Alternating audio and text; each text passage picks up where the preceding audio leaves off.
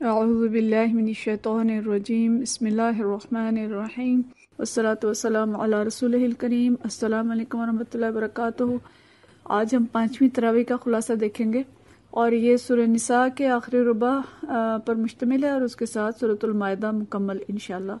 ہم دیکھیں گے۔ سورہ نساء آیت نمبر 148 سے لے کے آخر تک باقی تھی، کل جو ہماری رہ گئی تھی۔ اچھا، یہ جو حصہ باقی تھا اس حصے میں زیادہ تر اہل کتاب کا تذکرہ ہے، جس میں حضرت موسیٰ حضرت عیسیٰ علیہ السلام کو جس طرح سے انہوں نے اذیتیں دیں، انہیں تنگ کیا اور جس طرح اللہ کے نبیوں کو قتل کرنے کی جسارتیں کیں اور اللہ کی نشانیوں کو جھٹلایا، ان سب کا ذکر ہے، اور بتایا کہ کس طرح سے انہوں نے مریم علیہ السلام پر بہتان لگایا۔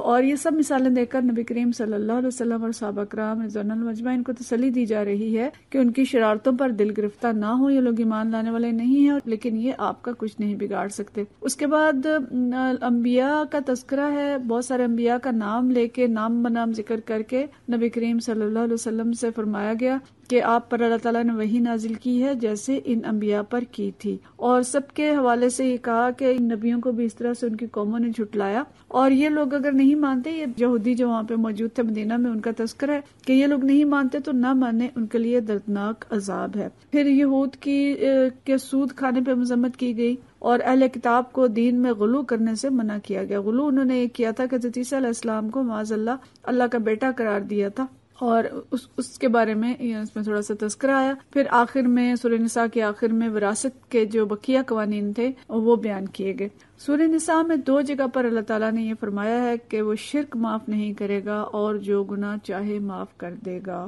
تو ہمیں ان ساری چیزوں سے چکنا رہنا ہے۔ آگے سورہ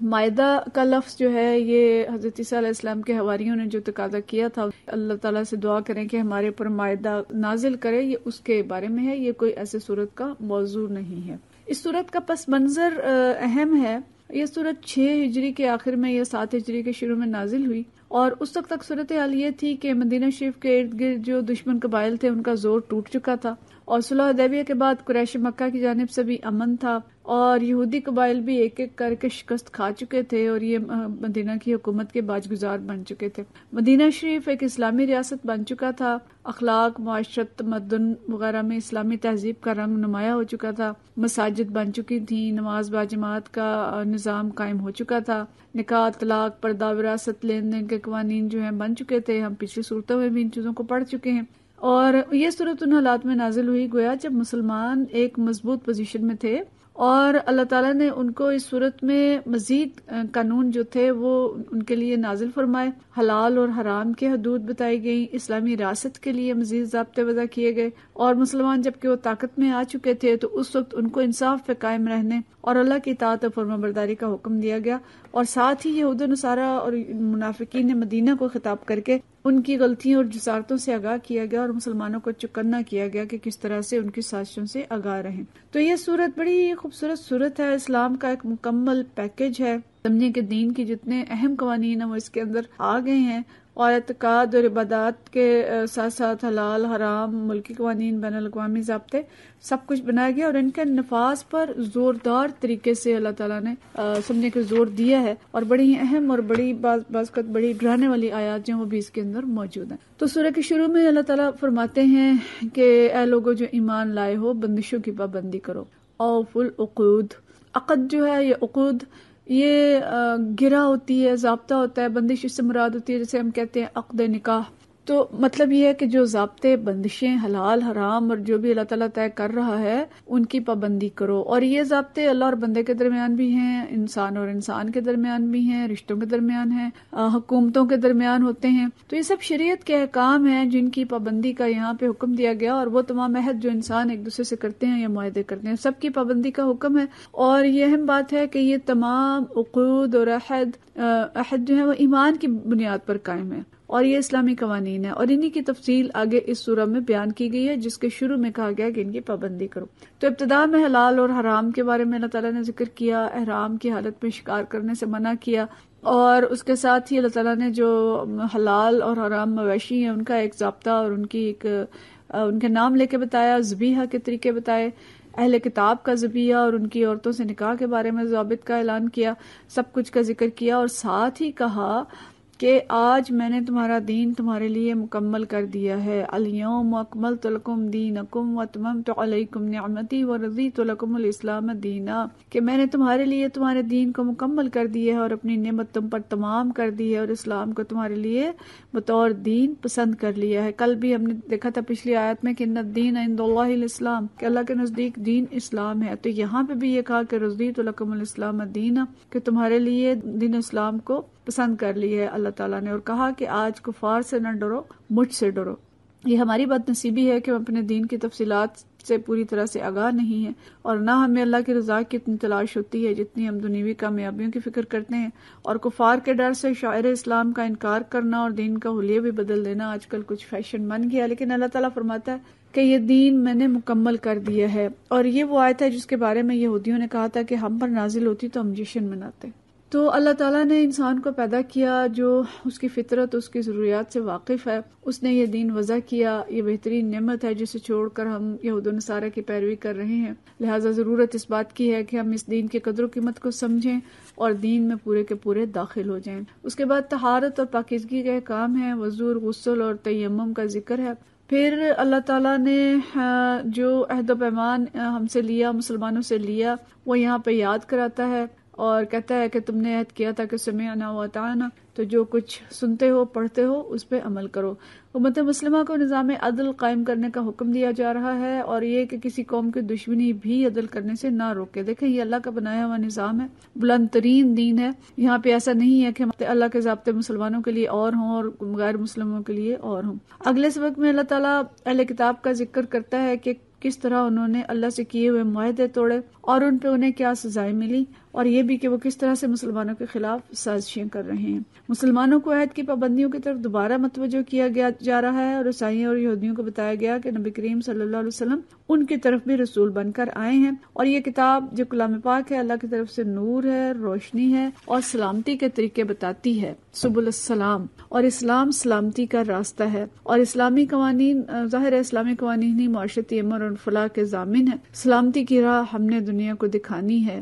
اور دکھانی تھی، لیکن ہم خود اسلامتی کی راہ سے کتنے واقف ہیں. اگلی آیات میں بنیادی قوانین اور احکام جو انسانی جان اور مال کی حفاظت کے لیے ہیں معاشرے کے اندر وہ بیان کیے گئے ہیں. حضرت آدم کے 2 بیٹوں کی مثال دیکھ کر قصاص کا قانون بیان ہوا، زمین میں فساد کرنے والوں کی سزا، چوری کرنے والوں کے لیے سزا کا ضابطہ یعنی چور کے ہاتھ کاٹنے کی سزا، یہ سب احکامات آئے ہیں. لیکن یہ بات واضح رہے کہ یہ سب احکام ایک پیکج ہیں اسلام کا. ایسا نہیں ہے کہ باقی دین نافذ نہ ہو اور صرف یہ سزائیں نافذ ہو جائیں. جب تک ملک میں ظلم کا دورہ ہو، کرپشن ہو، غربت ہو، حق مارے جا رہے ہوں، اور جو سزائیں اس طرح سے نافذ نہیں ہو سکتی. معاشرتی فلاح کا پیکج بھی ساتھ ہی نافذ ہوگا، تب اسلام جو ہے یہ مکمل ہوگا. اس لیے جو اگلی آیات ہے اس میں اسلامی حکومت اور عدالت کا نظام بیان کیا گیا ہے کہ اس کو درست کیا جائے اور اللہ کی ہدایت کے مطابق اس کو جاری و ساری کیا جائے. یہ بہت زوردار آیات ہیں. اللہ تعالیٰ فرماتے ہیں کہ یہودیوں کو تورات دی، انہیں کتاب اللہ کی حفاظت کا ذمہ دار بنایا،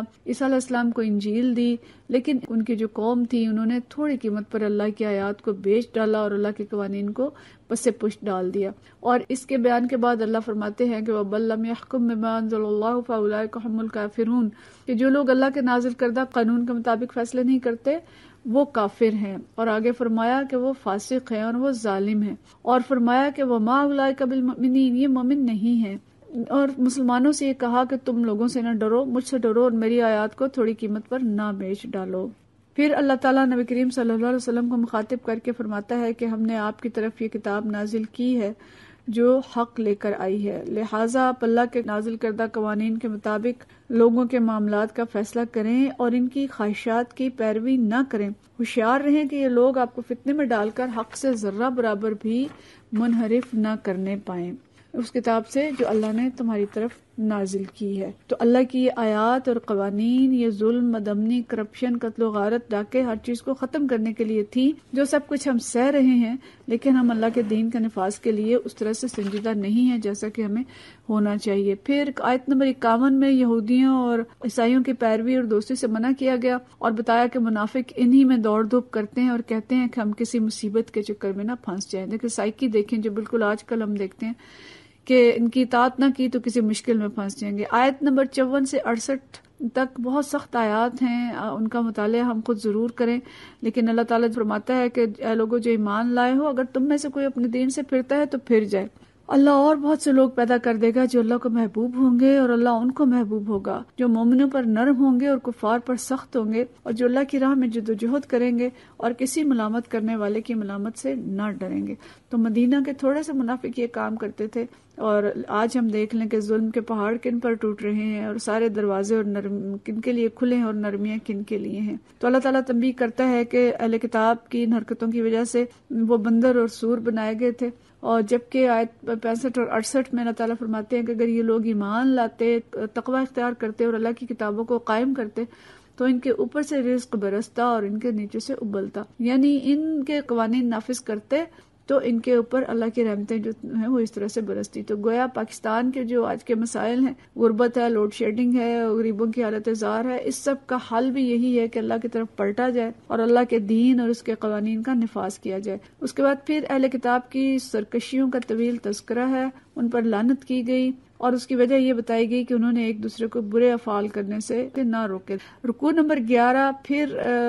حکم ہے کہ حلال اور حرام میں اللہ تعالیٰ کے طے شدہ ضابطوں کی پابندی کرو، پاک اور حلال کھاؤ۔ اس کے بعد قسم کا کفارہ بتایا گیا، شراب، جوئے، آستانے، پان سے ان سب سے منع کیا گیا کہ یہ شیطانی کام ہے۔ شراب کی بندش کا حتمی حکم آیا، اور احرام کی حالت میں شکار کرنے سے منع کیا گیا، اور اگر ہو جائے تو اس کا کفارہ بتایا گیا۔ بتوں کے نام سے جانور ذبح کرنے سے منع کیا گیا۔ اس طرح سے ہم